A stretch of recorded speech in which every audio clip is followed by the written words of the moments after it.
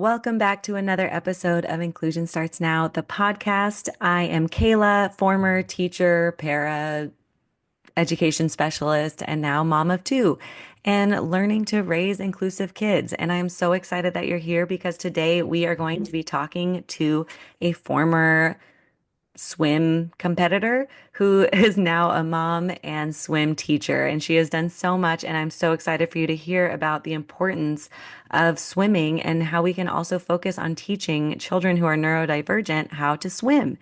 This episode is brought to you by breakfast because my stomach is growling because I am so effing hungry right now. So I am going to stop recording this podcast intro and go downstairs and eat some food. Enjoy. Did I push record? I did.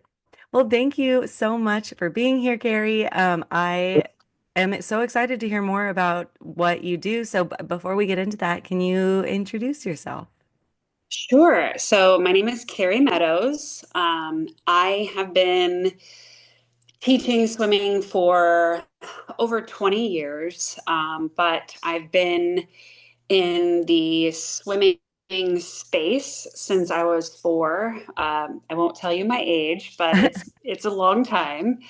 So I started swimming competitively when I was four, and then just kind of kept with it all through adulthood. And now I specialize in working with kids that are neurodivergent, especially kids on the spectrum. Yeah, I had no idea that you could competitively race at four. That's amazing. Um, yes. So my mom had to do a little bit of convincing. Not to say that I wasn't ready, like I had the skills and all of that. They were just, the team itself was a little bit hesitant about having a 4-year-old because they had never had someone as young competing. So I was swimming against like 6 and 7-year-olds Oh my at gosh. four. That's amazing. I have a 4-year-old and Yeah. she does not know how to swim yet. Like she loves the Well, water, but yeah, I think it was more of um, I've never been diagnosed, but I think that it was more of a ADHD type thing. My mom was like, "You got to do something with her yeah. because she needs to have an outlet for her energy." So I think that that's kind of how it happened. And then my brother was swimming as well, so it was one drop off, for practice. Yeah. It was like, "All Oh, right, both you go." I love one drop off. That is definitely Yeah, what I strive right. for. Yes. So if your kids can do the same thing, then yes. Yeah. That is so funny. So were your parents like swimmers at all? No. My dad was very athletic. My mom not only hated water, but was like afraid of water. And I think that her mother kind of put that fear on her. Yeah. Like, water is bad, water is scary. And so she just had that mentality throughout her childhood. And even now, she doesn't love water. But I think what it was she didn't want her children to feel how she felt about water. Yeah. So she said, I'm going to do the opposite of what my mother did, and I'm going to just absolutely consume them with the sport of swimming. That's great. I mean, I grew up around water, so I am very comfortable around it, but I would not say I like it. Like it's Yeah. like I would say like I'm a good sw or okay, so I'm from Southern California, so we grew up like going to beaches and Oh, swimming. okay. So I didn't realize, like, I didn't think I was a good swimmer until I met people not from Southern California. And then I was like, oh no, you guys are not good swimmers. Like, I'm not good in Southern Right. California, but like when I moved to Northern California, I'm like, no, you guys all suck at swimming. Like, this is scary. You should be better at this. You're adults. It's funny, you either are good or you're not. Like I find that when I talk to parents, they're like, "Oh, I don't like to be in the water," or they're like, "Oh, I was a fish," and da da da. I feel like there's no really like that middle ground that I run into parents. But yeah, I don't know what it is. I think a lot of it is a generational thing. So if you're growing up and your parents didn't like water, therefore you didn't like water, Yeah. um, which is unfortunate. Yeah. And yeah, it was I mean, we had our kids in Southern California first and we were like swimming lessons. Like you have to do this. There's so many pools. People go to the beach all the time. Like we were so strict with them learning to swim. And then we moved to Washington and we're like not near any water. And I'm like, okay, we can slow down. But we have now started swimming lessons back up because I'm like, okay, we have a 4-year-old who does not know how to swim. And I'm like, I think we like she needs to learn now. Like we need to make this a priority.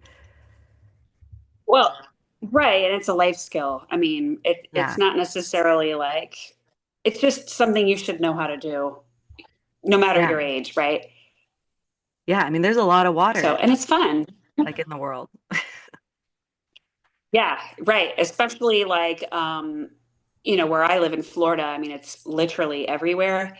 Um, so I think that places like Texas and California and Florida tend to be more proactive about getting swim lessons just because of the amount of water around them. And Yeah. then it's a hot environment, right? Yeah. So Yeah. So it, true. it's But yeah. So it's anyway, important to take those steps to learn to swim. So right. how did you focus on swimming lessons for kids who are neurodivergent or autistic? Sure, sure. So, I had always taught just, I didn't really specify of like neurotypical or neurodivergent when I was teaching.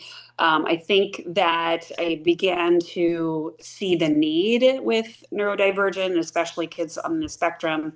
My daughter is neurodivergent. She's not on the spectrum, but she's neurodivergent. And I found myself having to get a little bit more creative as far as the techniques that I had to use to teach her how to swim. And I thought, well, dang, this is not a one size fits all type approach, just like with anything else, right? Yeah. Um, I found myself having to kind of give her the instructions in a multiple modality way, meaning she heard it auditory, she did it kinesthetic, and then she also saw it through a visual board with pictures and things like that. So typical swim lessons, it's mostly auditory. Okay, we're gonna do XYZ, and then you just do it. Whereas I think neurodivergent kids really need many different types of exposure of what they're supposed to do. Um, and then not only that, but building the rapport with her, even though I was her mother, it was a whole new thing. Learning this new thing was like kind of scary, right? Yeah. So once I had her and I was going down the path of teaching her how to swim, I thought, gosh, there is hardly any places that specialize in teaching this population. Yeah. And so I did a slew of research. And then I also was a school teacher for 17 years and taught many neurodivergent kids in the classroom. So I just kind of molded both of those skill sets together. And that's where I am today. That's so awesome. I mean, and that makes so much sense to I mean what you said of like there's no one size fits all. I mean, that is literally for everything. And I just think it's so when I am like arguing with people about inclusive practices, I feel like so many people are just like, you know, like they like don't want to do that sort of adaptation where I'm just like, it's not e like I don't feel like it's that hard. I mean, I would say the hardest part is to like accept that mindset of like people learn differently but then like once you accept it and start doing it, you'll start seeing like how like I just feel like it helps more people. Like you might have started this accommodation for this one person and then all of a sudden other kids are like, "Oh, that visual really helped me. Like now I get it." Right. And even with neurotypical kids, the rate that they learn how to swim is so much more accelerated because they have so many different ways to understand what you want them to do. So it works. And the other thing I've noticed is um, experience from the instructor. Because a lot of times swim schools will have like an 18-year-old who really doesn't have a lot of experience with Yeah. that type of population, and really they're just there for the paycheck. So finding somebody that has the experience is so crucial because I just find that you might just be burning your money if you take them to so and so who is 16, 17, 18 and doesn't really have that experience. Yeah. It's not very beneficial.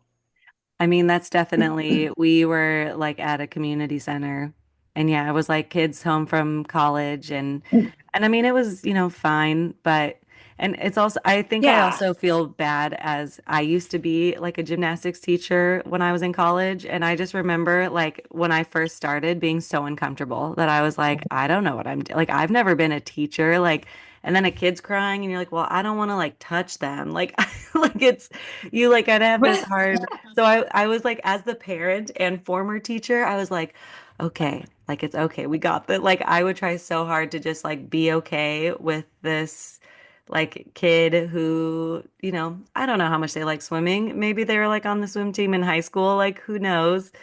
Um, Right. but yeah, I Well, you just don't remember know what you thinking, don't know. yeah, I was like, oh, they're probably just getting comfortable with the water and we're paying for them to play at a pool without me in the water with them. Right. Right. Right. And that's another thing that as a parent, when you're investigating a place to take your child, you want to ask those questions like, first of all, do you have any instructors that have um, an extensive experience with working with neurodivergent kids, especially kids on the spectrum? If they say no, then move on to the next because you don't want Yeah. to spin your wheels and you don't want to put your child through that either. I mean, it's like the blind leading the blind. It's like, Yeah. Have you ever thought of doing like a training for swim classes? Like for you to do a training on how to so I teach do. neurodivergent children? Yeah, so I have a webinar where I'm going to be training parents on the 5 essential skills that you need to teach your kid, that you as a parent can teach your kid, that will help to prevent a drowning accident. So you don't need to be a professional swim instructor to teach your child how to survive a potential drowning accident. Because there are like 5 essential things that you can do that will give you the peace of mind as a parent to be like, all right, I've equipped them with these skills. So if they elope or wander or something happens, at least I know that they will be able to survive. Yeah. It's not Where's necessarily the, they will know how to swim, it's the survival piece. yeah, where's the webinar? I'm trying to find a pen. What's the webinar going to Um, be? it's it's It's on my website and you can sign up. There's a little sign up button on my website at allkidswim.com. And then it's also on my Instagram as well. So it's a very basic and very easy to understand 5 essential skills that you can teach your kid, even in the bathtub, really. So if you don't have access to a pool, you can really um, start this in a bathtub, really. Yeah, that is so cool. And then I also do, yeah, and then I also do consultations where I develop lesson plans for parents to teach their own kids at home. And then we meet weekly online and discuss how it went, what we need to fix. So that really differentiating piece that I think you won't find in a brick and mortar swim school. You Yeah. kind of get more of the individualized approach. And you can absolutely teach your own kid how to swim. Like you don't necessarily have to go and hire somebody to do it because it is a financial burden, that's for sure. Um, but you got to do it. You got to teach your kid how to Yeah, no, swim. you have to. I mean, at some point, I feel like most people are going to be around a body of water, whether it's like a neighborhood community swimming pool or lake or river or, Right, beach. right. There's so much water. And I definitely know that I wish that I could feel more at ease when I'm around water with my kids because I'm just like, I don't know, like we were on a boat a little bit ago, like on a lake, and I was just like they wanted their life vests off, and I'm like, heck no, man, you guys don't know how to swim. And I mean, first off, you have to keep it on, but but they like really wanted to take it off, and I was like, Yeah, dude, I don't trust you at all on a boat. Like, no way. Um, but I think that is so good. I mean, so this podcast won't be coming out until after March 6th. I do really want to share, that's fine. but I think this information is really important. So I'm definitely going to share your webinar beforehand. I might edit this part out just Yeah, because, yeah. But that's fine. But especially if you have a child that is prone to wandering or elopement. If yeah, you have a child that is, you got to know these, you got to teach your kid these 5 skills yeah. just for survival purposes, you know. Um, I had a because former, that is the, go that's ahead. I was saying I had a former student. Well, they weren't a student. I worked with them like in a different program, but I had a former kid that I worked with that yeah, that she was like out with her family at like their vacation home that they were at all the time, and something happened where she ran away because she got startled, and yeah, she ended up getting into the lake and not making it, and it was so, I mean, it was so hard for our community to see that. I mean, I they can, went to the cabin all the time. Like she loved the lake, um and I mean, I think that was like a huge part of the problem that they were like, and they're always with her. Like it was such a random thing to happen, and it was so heartbreaking. So when you told me what you did, I was just like, "Oh my gosh, like everybody needs to know about this and not just like, think like, well, it's okay because I'm with them all the time. Because right. You I can can't tell you that is assume. impossible. You can't assume, right. Yeah, I know, right? We're going to glue you to the side of your body, right? Yeah, You just can't, you know. And I think it is the number one cause of death in all autistic children is drowning, and yeah, uh, and it tends to be boys, and it tends to be children that are nonverbal. As far as the statistics go, boys tend to be a little bit more prone to the wandering and the elopement than a girl. That's why the statistics are higher with boys. Um, and the wandering and elopement is higher with children that are nonverbal versus ones that are verbal. It's just a sensory draw, you know. yeah, I relate it to as an adult going in a hot tub. You go into a hot tub to relax and be soothed and just kind of chill. It's the same kind of concept that these children are drawn to that water for that sensory stimulation. yeah. Oh, definitely. How much water play I have done in the classroom because I felt like all of my kids, all the students that I used to have, they all loved. I mean, it was usually like splash tables or like filling up sponges, and the Yeah. the sensory play was so big. And I feel like every family I talked to, they were like, "Oh yeah, we love the pool, have to go to the pool every like it it's such a huge like positive experience for kids, so like why not make it super safe?" Yeah, right, right. And you know, I I understand why parents put their kids in floaties and puddle jumpers, but I wish that they would understand the ramifications of those. Hmm. because really those devices just teach your kid how to drown Yeah. because you swim horizontally, you don't swim vertically, and those devices put you in a vertical position. And so you're never going to be able to get in the quote unquote swim position. And so your muscles remember that. And so if Oh, you go into water without that device, your body immediately goes in the vertical position. Well, you're not going to get very far swimming like this, right? yeah. You get far when you swim horizontal.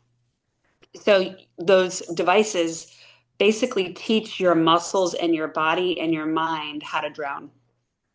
Yeah. It's That is crazy.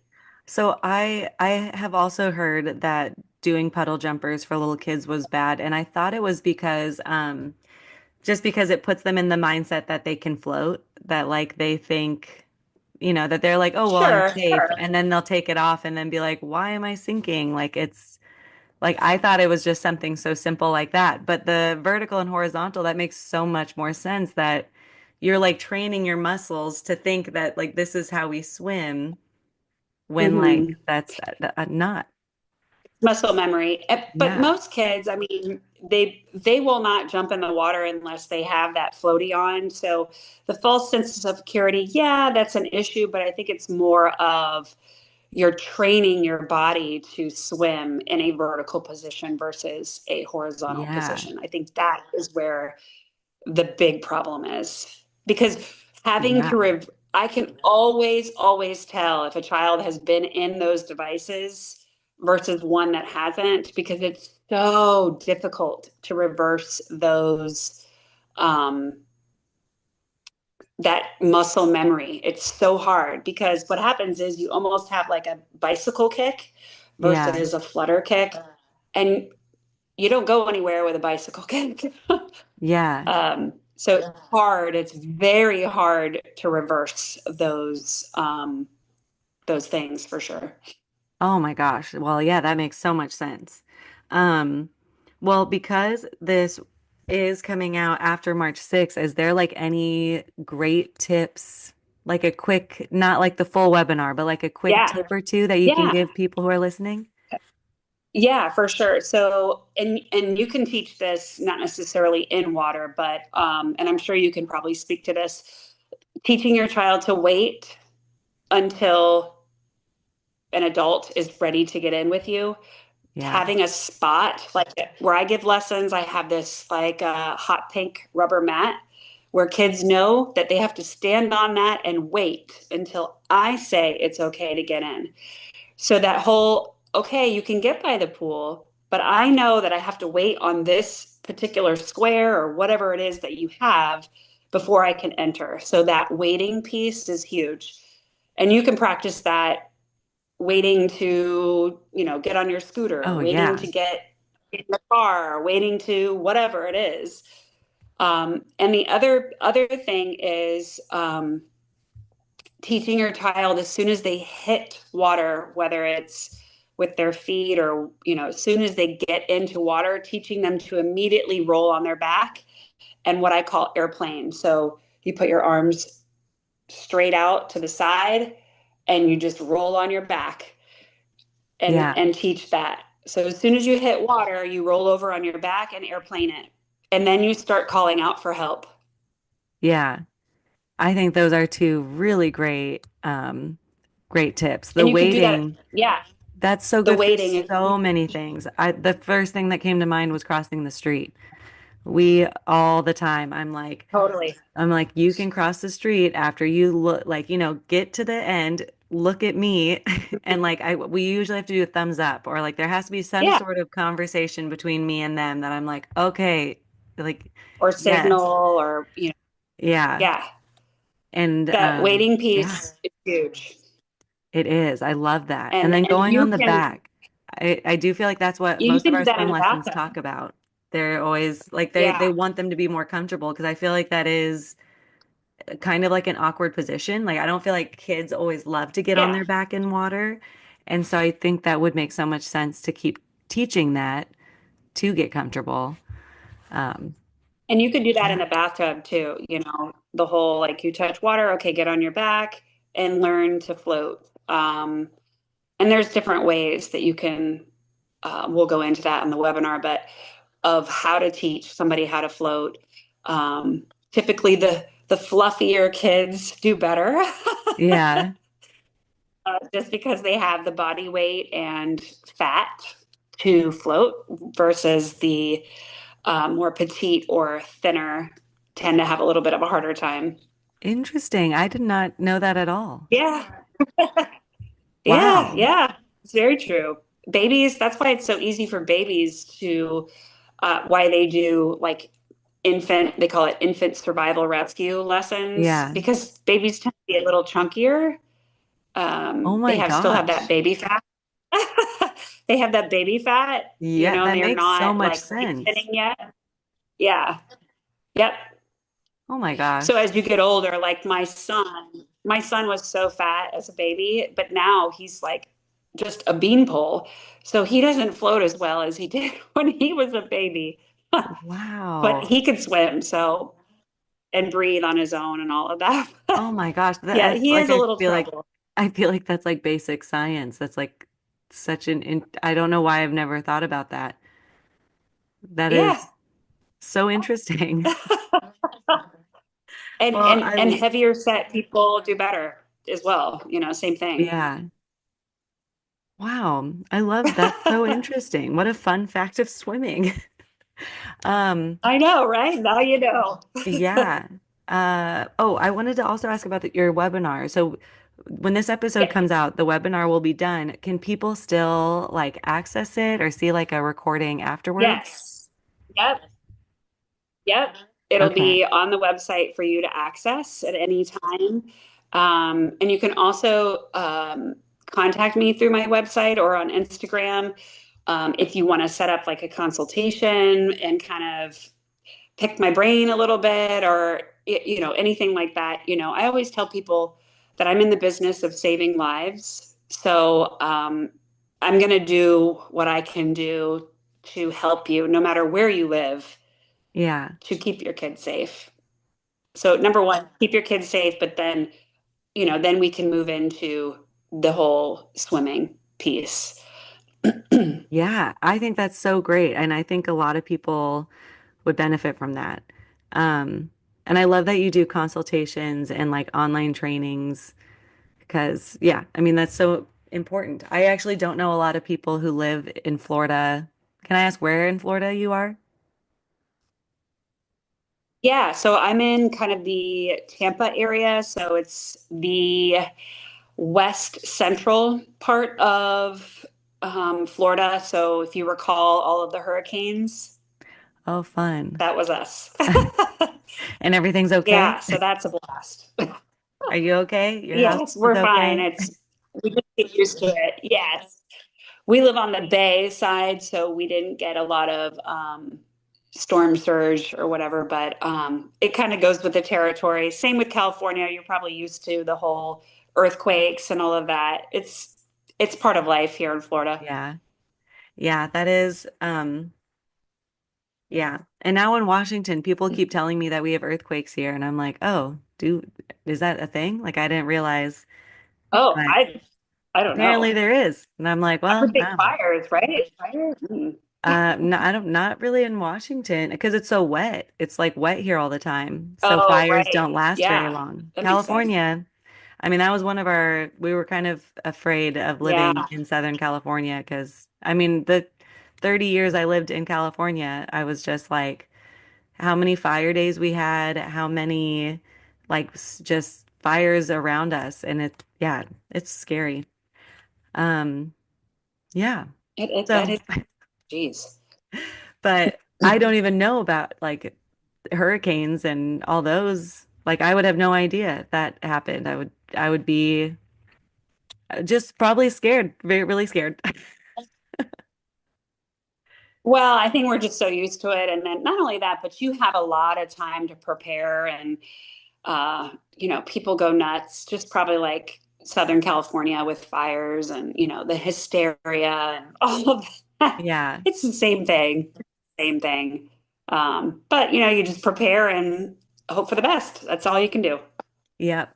I met So someone on a plane once that I can't remember where they lived, but they were like, yeah, I mean, we have go he was visiting California with his family and he was like, every time we do anything, I'm just afraid there's going to be an earthquake. And I was like, oh, I mean, I don't know. They don't really happen that often. And when they do, it's like a couple seconds. Like it's not really like something, I or don't know. I'm like, major. it's really not that big of a deal.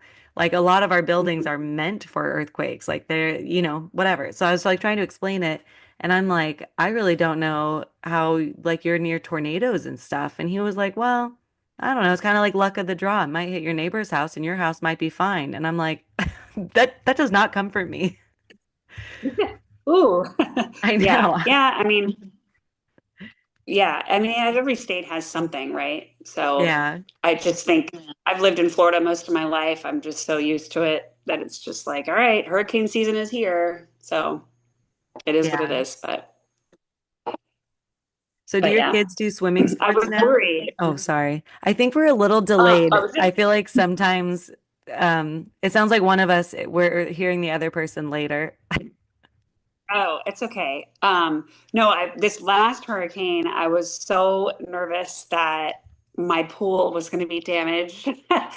Like we have a screen over my pool and we have solar panels on top that keeps it warm, and we have a saltwater filtration system because it's so much better for your skin, and also sensory issues for my students. I was so worried that my pool was going to be just damaged, but it wasn't. And I was so excited. It was like, Oh, oh, that's thank good. goodness. That's my livelihood. Yeah. So, So are you in the pool every day? no. So I stop in October and then I pick back up in April. So I Oh, have kind okay. of a long break. Yeah. Um, just because we do get cooler weather here. Even though my pool is heated, the air is not. So, and a lot of people don't really want to take swim lessons when it's 40 degrees out, and I get it. Most people have Yeah. outdoor pools here. So Yeah. it's very rare. It's very rare to find even like a community pool to be inside. I can't even think of one actually. Most of them are outside. Like our YMCA pools are Yeah. outside. Our recreation center pool is outside. I was thinking So about our yeah, we call community it pools and they're right. they're mostly inside. We do have one that's outside, but like right now during winter, they like put this like Part. dome over Yep. it because the high school swim teams use it. Oh, okay. And so they do that because yeah, because it's really cold. It's like, snowing and icy but they're still practicing. I don't know. That's like We're a not heat. allowed to use it. We Yeah, can well, it's only like use a like the heat indoor. blanket. But yeah. Gotcha. It's like a heat blanket. We have one too. We have one for our pool. So it just kind of insulates the pool just like a jacket would. Yeah. It's the same concept. So cool. So much I didn't But know I about still don't want to get in. what? I don't want to get in when it's 40 degrees out either. I tell my students all the time, I'm like, my cold water days are over. I did Yeah. a lot of cold, cold, cold swims, and I'm not doing it anymore. Oh yeah. No, I mean I feel like that's probably why I don't like swimming very much because the act of getting out of a pool of like how cold it is and trying to warm up and dry off is not my most, That's and especially now with kids that I'm like trying to dry them off because they're so cold. So I have to like put them before me and I'm like, oh man, you guys, I'm cold and uncomfortable too. right. Well, and the other thing to mention too is that um, kids learn, especially babies, you have to have a certain temperature, otherwise they're at risk for hypothermia. And you might be like, what? That's crazy. But it's true. Like babies need to have at least 88 degrees, and the ideal is 88 to 92 for a baby. Yeah. But even children need to have a warmer environment because it's soothing, and it allows you to focus. Instead of focusing on being cold, you can focus on what you're doing in the Yeah. pool. That's interesting. I have always So noticed having that that our, optimum, yeah, I have always noticed that our, when we do swimming lessons, the water is so warm. yeah, it I should guess I be. didn't It really should think much be. about it. Yeah. I mean, yeah, I hate cold pools, so I do Yeah. it for myself too. Well, 88, I'm like, we just started swimming lessons again, and my husband's doing it with our youngest. And Oh, whenever good. he always is like, the pool is so warm. He's like, it's I've never been in a pool so warm. And now I'm gonna be like, well, I'm really smart. Let me tell you why it's so warm, because I have all this Yeah. information now. Yeah. Well, you can't focus on anything other than being cold. So, and there's a reason why Olympic pools and during the Olympics, they keep it at about 80 degrees is swimmers call it fast water. It's so cold that it makes you go so much faster so you can get the hell out. Yeah. Oh my gosh, 80 That's what degrees. I can't we, even believe that's like yes, considered it's cold. cold. It's cold. I know it doesn't sound cold, but it's cold. Yeah. But we Oh call my it gosh. fast water in That's so in funny. the biz of swimming. Oh man, any other cool Because if you had the lingo? warm water, what's that? Any other cool lingo we need to know for swimming? Uh, hmm, I'm trying to think, but yeah, because if you think about it, if it's warm and you're, in the Olympics, it's like, oh, you're not going to swim as fast because there's no urgency to get out, right? You want to Yeah. get it, and it warms you up. Like the faster you swim, it's going to warm you up, just like any sort of other exercise. Um, yeah, there's a lot of things about swimming that I think people, don't know. Like the bathing suits that swimmers wear is they wear like these, kind of spaghetti strap, but yet it's almost like a whole bodysuit down to their thighs. And it's just to make you go through the water faster and be more steel like, if you will, just Yeah. more aerodynamic. Same with wearing a cap, you don't want the drag of your hair and that sort of thing as well. Yeah. So there's a lot of things. So, and Yeah. there's a lot of like silly rituals that swimmers do before they race and stuff like that. So, Oh my gosh, it's like yeah. it's a whole area that I just do not know much about. My husband did swimming and water polo in college and high Oh, school. okay. So he's super into swimming. And yeah, and I'm just not. And it's just funny that he because he was not, he lived in Fresno, like they don't have a bunch of water near them. But yeah, and I'm not quite sure how he got into it, but he loves swimming. And so whenever we go with the kids, I'm like, yeah, go for it.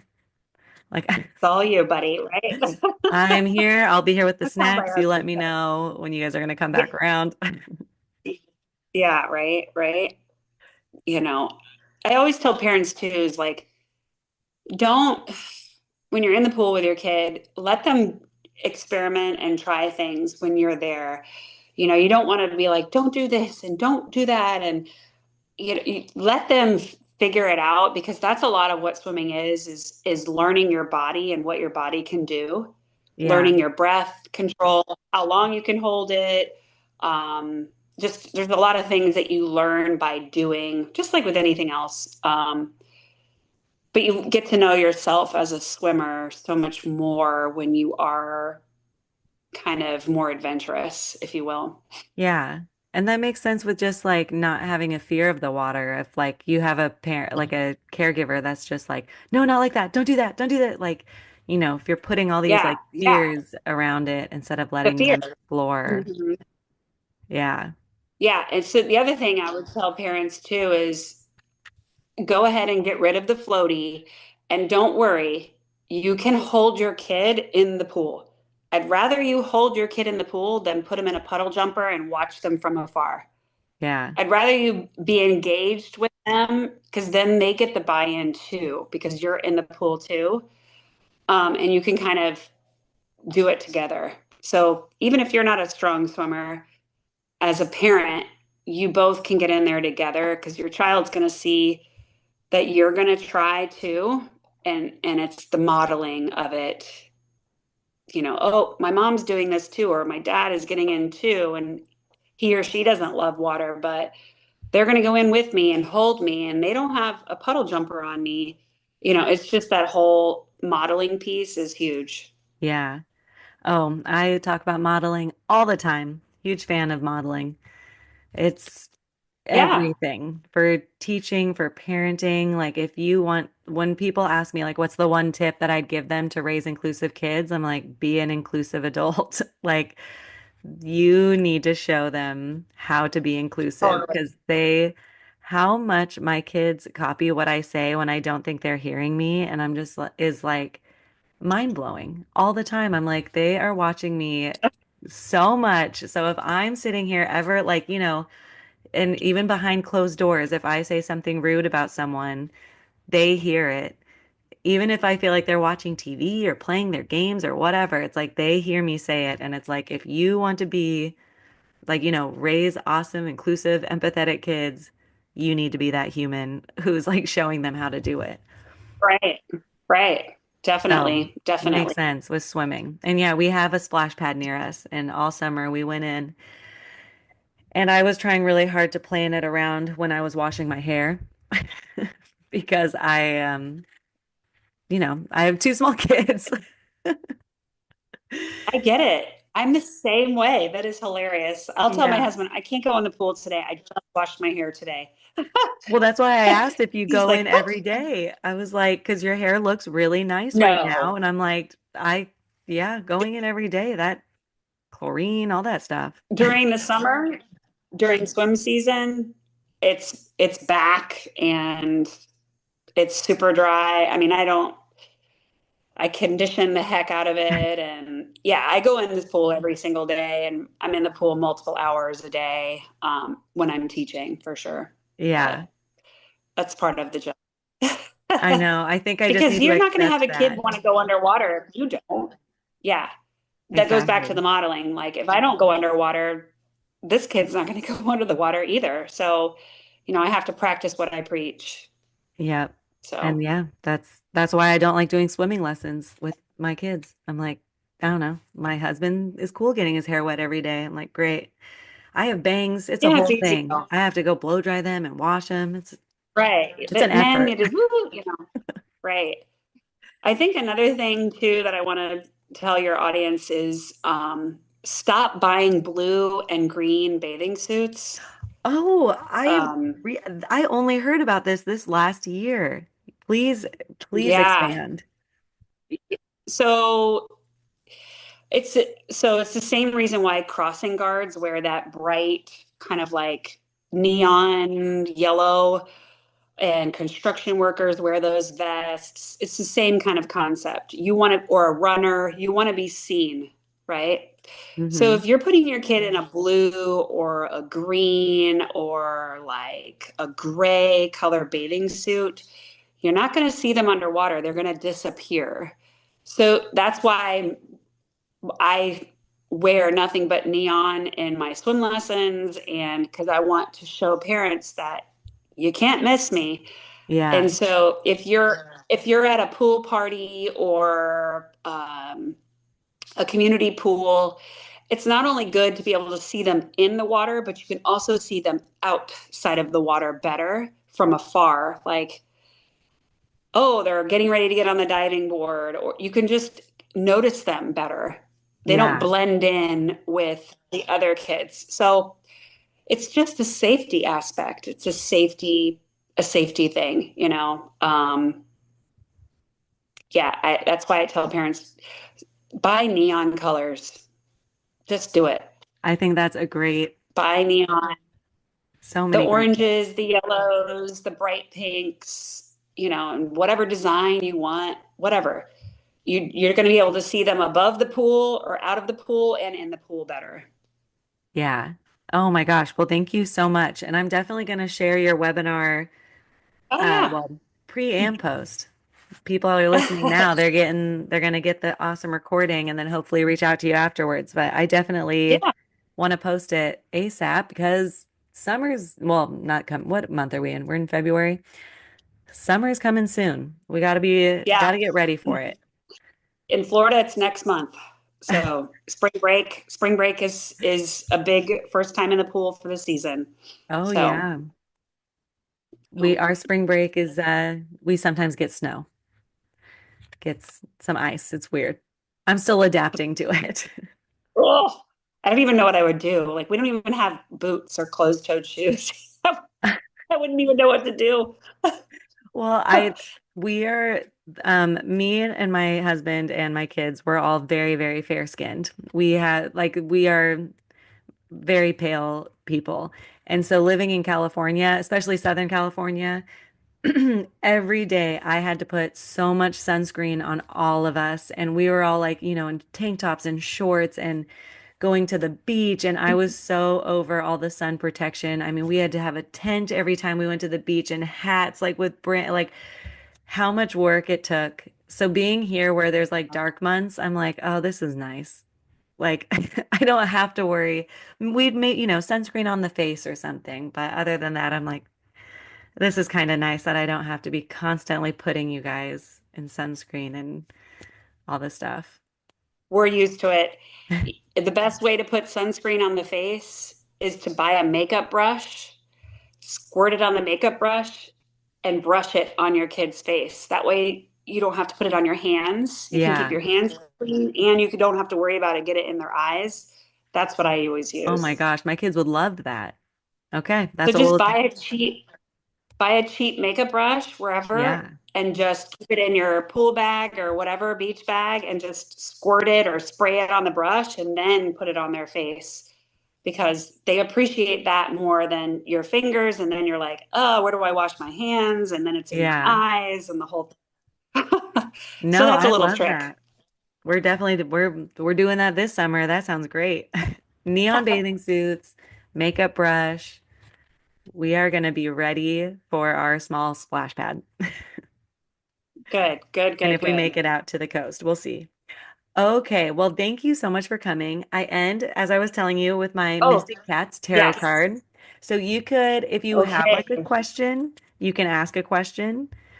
Or if you just want to be like, Okay. how's my week gonna go? Whatever you want. Do I have to tell you or It makes it is it more fun. like if I tell you? Okay. Yes. Um, hmm. So I would like to know, we are possibly going to, or I'm possibly going to homeschool my daughter next year for first grade. So I hope that we both stay alive through that experience.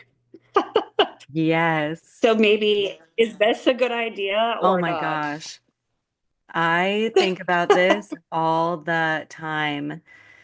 And what really is the only reason why I don't is because I don't think, and this is even why my oldest went to preschool at 3, that I was just like, I think you need another adult to tell you what to do. Like, I think you're having, like, you know me, like, oh my gosh. But I think about it all the time. I'm like, Mhm. if I'm ever getting really upset with the school system, I might just be like, okay, come on in, everyone. I'm retiring. Wait, no, I'm coming out of Well, retirement. I'm not retired, yeah, right. but I know, but I am just like, I just can't find a school. If your kid doesn't fit in a box, like yeah, they don't want you. It's like, ugh, how yeah. terrible. So that would be my question. So let's see what the Yes. cats have Okay. in store. Let's see. Let's see. Let me know when you want me to stop shuffling, when you feel like it's right. Now, now. Okay. Let's see. We got what is this? 3 of Swords. Oh, it looks a little concerned. Let's see. Wait, I just Oh did this. no. So swords is supposed to represent air. So it's like ideas, like cognitive ability. So I feel like that's really on point for homeschooling. but it does look worried. I would say that the heart looks concerned, but I feel like your heart is like very much in the right place, that you're like, I know what my child needs and I want to provide that. But I do think it's going to be an adjustment. Now, these are all my own suggestions before. I mean, I'm going to also read what the little book tells me. What did I just say? Three of Swords. Okay. But I that have I I have the ability with my teaching history and my teaching experience, but I'm still worried. yeah, I mean 17 years of teaching. I that is very impressive. Okay. So it does say it's okay to cry. You could be feeling hurt. Feel your feelings. Don't hide them. Releasing your emotions will help you process. And after a good cry, try to accept the situation and move forward. But I mean, I know that doesn't sound like the happiest, but that really makes sense that your the concerns and worry that you have with school and that you want to be like the best to support your child so they can like have a Mhm. successful education. Like I do, I mean, I would say that is like why I'm afraid to homeschool, that I'm afraid of the emotions that I'm going to have towards my kids trying to teach. Yeah. But I don't know. I feel Oh, with it being swords and it's like you I feel like you're making this choice because you know that your child needs the support and it's going to be hard, but it's going to be worth it. That's how I feel. okay. Okay. Okay. I'll let you know. I know. Keep me posted because I think about it all the time. I'm like, if my kids aren't if the school isn't going to be able to support them, we're going to find a different way. And it might just be Kayla opens a preschool or first grade, whatever I have to open Yeah. to to give them what they need. But I think what is so good about being a teacher is that like you know the resources, like you know that it works. Like in the first thing you said about what you do for swim lessons was that like um all of these You have to different adapt. ways. Yeah. Hmm. So it's You a have to. bummer when schools don't know, but we'll see what Seriously. happens. Yeah. All right. Well, thank you so much. And I look forward to hearing it when it comes out. Yeah, thank you so much for being here and I'm good luck on your webinar. I'm so excited for that. All right. Take care. Bye bye. Thank you, Carrie, for everything. And if anybody needs information on how to access her webinar or get in touch with her, go below to the show notes and you will see her Instagram handle and her website to get all the information that you need to have a beautiful, safe summer. Seriously, I'm going to go eat some food. Have a great day. Inclusion starts with you, and I just want to help.